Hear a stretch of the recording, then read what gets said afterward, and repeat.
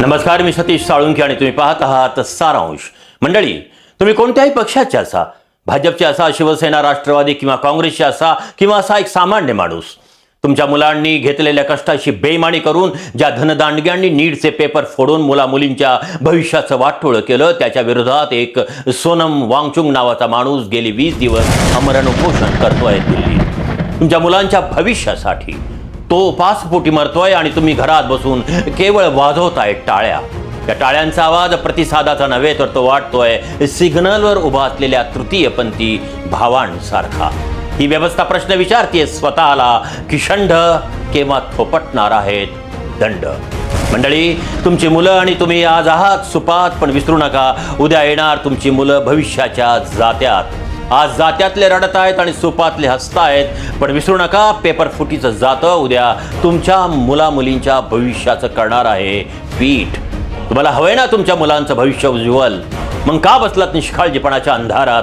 कोणासाठी उपाशी मरतोय सोनम वांगचुक नावाचा माणूस? कोणासाठी मरायला तयार झालाय तो? कोणासाठी शेकडो आंदोलक उपासपोटी ऊन पावसाची तमा न बाळगता दिल्लीच्या जंतर मंतरवर आक्रोश करत उघड्यावर पडलेले आहेत? उच्च विद्या विभूषित अजित तिपके कोणासाठी आला आहे अमेरिकेतून? कॉकरोच ते नाहीत मंडळी, कॉकरोच आहेत ते जे बसलेत घरात टाळ्या वाजवीत, तेच आहेत खरे कॉकरोच. मध्यमवर्गीय मानसिकता झाली आहे कॉकरोच.